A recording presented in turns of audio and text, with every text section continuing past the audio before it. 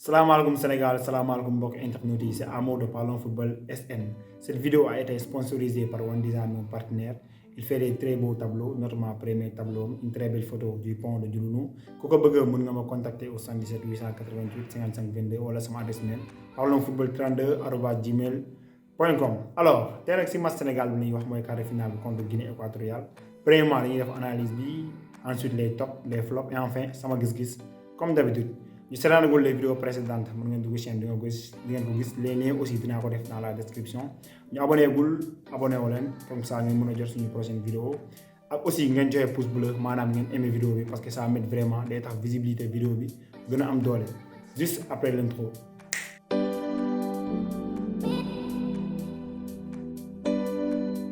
Alors classement bi mu génnee y avait pas trop de changement par rapport au match précédent. Donc, dans les buts, il y avait Edouard Mendy. Axe central, on avait Abdou Diallo et Khalidou Koulibaly, notre capitaine. Latéral droit, Bouna Sarr. Gauche, Salou 6. Milieu, on a joué avec 3 milieux, comme d'habitude. Défensif, Nampalis Mendy. Relayeur, on avait Gana Gueye et Pape Gueye. En attaque, Sadio Mané comme excentré gauche. Au centre, Famara Diédhiou. Et à droite, Boulaye. Le banc était au complet, notamment la présence d'Ismaïla Sarr, qui était blessé. Alors, le match qui démarré, c'était trop calme. Il n'y avait pas trop d'intensité dans les jeux. Les Sénégalais ont fait le bal à Guinée équatoriale. Je crois que le Sénégal a fait le match bien passé. Alors si c'est là, on a une pressing pour récupérer le bal de Dougal ou à occasion. Mais ça ne s'est pas passé comme ça. Alors, 12e minute, on a eu une première occasion. Gana Gueye a fait coup franc, mais ce n'était pas cadré. À la 27e minute, on a eu une première bibi. Salou 6 passe Sadio Mané a fait un compte orienté. Bounais. Mu joxe une bonne balle en profondeur pour Famara Diédhiou mu ñëw dóor ko avec son pied gauche ci premier poteau bi bal bi dugg 1-0. À la 33e minute dañu am occasion après une belle séquence de passe entre Sadio Mané, Salou Ciss et Famara Diédhiou moo tegal bal bi Sadio Mané ñëw piqué bal bi yëkkati ko un peu mu jàkkaarloo goal bi mais l'angle était trop fermé mu génne ko en retrait le défenseur a anticipé mu ñëw dégager bal bi. À la 37e minute lañ amaat suñu dernière occasion ci match bi après une lourde frappe de Nampalis Mendy, mais le tir était trop sur le gardien.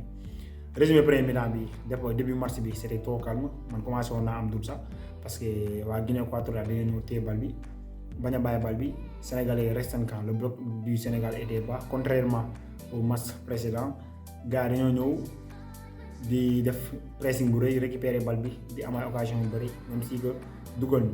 Je me posais la question, je me suis dit que voilà, Aliou Cissé moo leen ñuy taxaw parce que c'était le même scénario. Waa Cap Vert noonu lañ defoon waa Guinée équatoriale aussi ñoom dañoo ñëw tey pour football. Donc Sénégal mënoon nañ def pressing bu rëy récupérer bal bi dem dugal mais ils l'ont pas fait. Commencé woon naa am heureusement que derrière gars yi dugal nañ. Avec Sadio Mané aussi qui a fait un bon début de match. Après dinañ ko wax ci fin vidéo bi mais il a été bien, il a occasionné, il a créé beaucoup d'occasions, il a été dans tous les bons coups. Deuxième mi-temps bi mu démarré Sénégal dañoo ñëw def comme li ñu defoon premier mi-temps ñu taxaw seen camp avec un bloc bas ce qui n'était pas normal pour une équipe qui est favorite. Gars dañoo war a ñëw dominer gars yi c'est vrai football yombul mais aussi comme li ñu defoon contre Cap Vert waroon nañ ko mën a def même fekkee dugal ñu bii sax mais ñu def pressing récupérer ay balle am ay occasion xam nga comme ça ñu mën a rey match bi parce que 1-0 la woon. Sénégal defuñu ko ba waa Guinée équatoriale am penalty arbitre sifflé ko mais après vérification de la VAR il a décidé d'annuler le penalty ce qui n'était pas un scandale mënoon na ko tirer mais da koo annulé bu ko tiroon aussi du nekk scandale parce que gis nañ penalty yi nga xamante ne ñoom ñoo gën a légère penalty bii nii. Je crois que li ko expliqué mooy Kalidou Koulibaly loxo bi dafa doon collé loxo bi xam nga waaye waa ji dóor bal bi ci loxo bi donc c'était normal de ne pas tirer penalty mais mënoon na ko tirer bu fekkee beneen arbitre la aussi mënoon na ko tirer doo am scandale. À la 56e minute, la gars a égalisé. Comme d'habitude, Sénégalais, comme quoi ils ont fait un bloc bas, donc Guinée équatoriale, à mon temps, exprimer leur jeu. Il y a égalisation. Donc, après un flottement de la défense, surtout à l'aile droite, avec Bouna Sarr, les Khalidou Koulibaly, nous avons l'aile droite, les gars ont flotté. Attaquant a dougal un joli but, 1-1. À la 58e minute, Aliou Cissé fait le premier changement, sortie de Boulaye qui a été moins dans ce match. Et entrée de Ismaïla Sarr, Aliou Cissé souvent dafa koy critiquer. Naan ko changement yu muy def souvent c'est tardif mais tey daa mel ni dafa maa dégg mu teel def changement il a fait un bon changement parce que Ismaïla Sarr dafa ñëw dugal. À la 64e minute la defaat double changement entrée de Cheikhou Kouyaté et de Bamba Dieng sortie de Famara Diédhiou qui a été bien et de Pape Gueye qui a été mooy à la 68e minute lañ dugal suñu deuxième but bi après un corner bien centré par Bouna Sarr après une mauvaise dégagement du défenseur équato-guinéen. Kalidou Koulibaly a renvoyé la balle dans l'axe, les deux défenseurs se sont gênés. Cheikhou Kouyaté ñëw laal bal bi dugg 2-1 ci biir Cheikhou Kouyaté bi lu ma siy remarqué deux choses la première chose mooy Kalidou Koulibaly il a fait une grande chose beaucoup de personnes ne l'ont pas remarqué mais moi je l'ai remarqué. Kalidou Koulibaly bi Bouna Sarr di dóor corner bi moom moo ñëwoon premier poteau dagg pour ñëw dugal bal bi mais laalu bal bi mu daanu mais il s'est pas arrêté là il s'est relevé pour ñëwaat après le mauvais dégagement du numéro 10 des Équato-Guinéens. Kalidou Koulibaly moo renvoyé bal bi dans l'axe ba Cheikhou Kouyaté dugal bal bi. Deuxième chose bu may remarqué mooy capitaine Équato-Guinéen bi mooy seen numéro 10 bi muy mbëkk bal bi dafa croiser les mains derrière lui ce qui n'était pas bien parce que amuloon doole amuloon puissance pour mbëkk bal bi génn loolu il fallait pas le faire c'est vrai moom penalty bi la doon sóoraale mais je vous signale que pour les défenseurs qui me suivent bal boo ko mbëkkee après mu laal sa loxo bi wala nga dégager ko après mu laal sa loxo bi wala nga laal ko sa yaram une partie de l'encore après mu laal sa loxo bi y a pas penalty. Exemple bu may cité mooy coupe du monde bi mooy bi VAR di soo génn Nigéria contre Argentine Otamendi bu muy mbëkk bal bi boobu bal bi di laal loxo bi l'arbitre n'avait pas sifflé penalty loolu moo newoon explication donc bal su laalee une partie de l'encore après mu laal loxo bi y a pas penalty. À la 78e minute après un long ballon de Kalidou Koulibaly pour Saliou Ciss qui fait un joli contrôle avec la poitrine il dépasse les défenseurs mu ñëw génnee la balle en retrait Ismaïla Sarr ñëw laal plat du pied mu dugg 3-1. Ce qu'il faut retenir dans ce but, pour les défenseurs qui me suivent, c'est l'action de Kalidou Koulibaly parce qu'il a fait un joli passe longue. Donc pour le cas d'Abou Cissé, on a vu dans mes vidéos précédentes, un défenseur ne sert pas qu'à défendre. Un défenseur, il est important dans l'utilisation de la balle. Kalidou Koulibaly aujourd'hui, il a prouvé. C'est vrai, je ne pas décisif, mais il a été impliqué dans les deux buts. Donc Abou Cissé, on a fait des passes transversales, des passes longues, même si ce n'est pas facile. Donc il doit s'appliquer parce que c'est un professionnel. Ensuite, nous avons aussi deuxième point, moi les top, nous avons fait match au revoir. Avant de citer les top, je vous demande de liker la vidéo. Madame, vous aimez la vidéo, je vais pouce bleu tout juste en bas parce que ça m'aide vraiment des vidéos qui me référencier. Et aussi visibilité vidéo qui me amdore. Donc en troisième position, ça demande la cité parce qu'il a fait un match à 2 mi-temps. Premier mi-temps, il a été excellent, deuxième mi-temps, transparent, même s'il n'était pas trop transparent.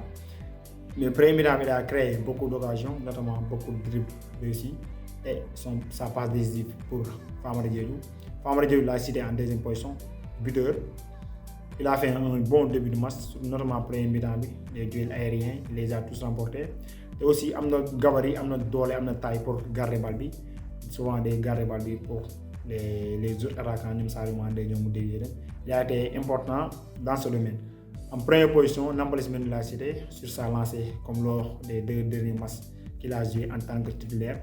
Nampalys Mendy, chapeau à lui encore une fois, défensivement et aussi offensivement parce qu'il a donné des bons ballons. Je ne vais pas revenir sur ce que j'avais dit lors de ma dernière vidéo. Donc chapeau à lui, il a mérité homme de match wa CAF mom lañ ko jox. J'aurais pu citer Aliou Cissé. Aujourd'hui, je suis satisfait de lui parce que coaching gagnant def ñu dugal dañoo ñëw dugal.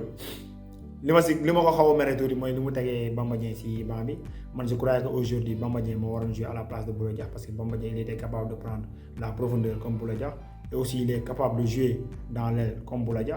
Je crois que moom la doon teg mais tegu ko mais il a fait un coaching gagnant. Chapeau à Aliou Cissé. J'aurais pu citer aussi Saliou Ciss, il a fait un bon match. Moom léegi daa gagné confiance bu njëkk ba dans ses débuts il n'était pas à l'aise à l'équipe nationale mais léegi nekk na titulaire indiscutable Ballo Touré am na problème. J'aurais pu citer aussi Kalidou Koulibaly moom aussi il a fait un bon match notamment impliqué dans les 2 buts. Alors ñu jógee foofu ñëw si les flops ñi nga xamante ne dafa ñu match bu baax du ma citer joueurs yu bëri 2 laa citer mënuma citer 3 parce que joueurs yi presque dans l'ensemble ñëpp ay match yu baax lañu def. En deuxième position sama boy bi laa cité Pape Gueye il n'était pas dans son match.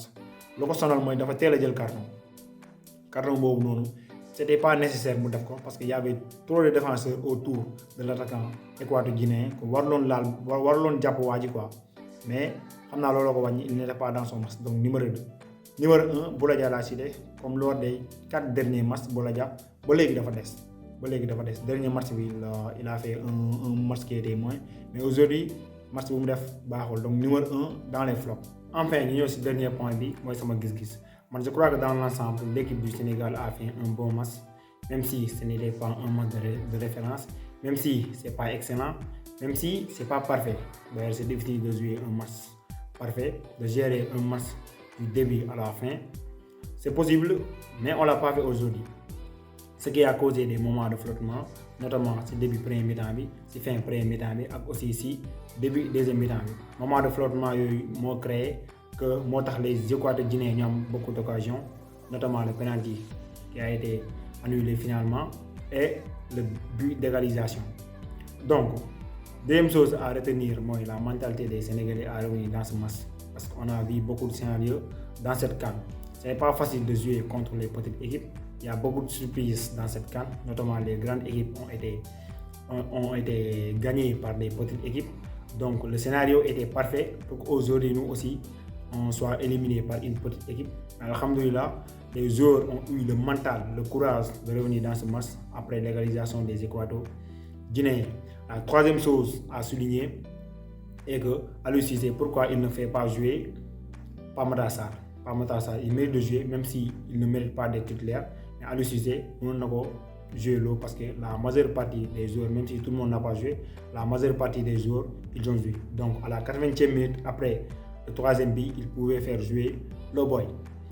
déggoon naa ni amoon na ay problèmes yu sew notamment benn jour entraînement dafa énervé wu mu génn ay rumeur rek la peut-être il était blessé aussi moo tax joué mais Aliou Cissé war nañu expliquer pourquoi boy bi joué parce que boy bi insbi nii genre compétition yi xale yi dañ koy soxla comme ça ñu mën a wane seen bopp même si il a signé à Tottenham mais mën na wane boppam gars yi ba yenn équipe yi mën nañ ko jënd ci CAN bi. Alors quatrième chose bi may souligner mooy pressing bi.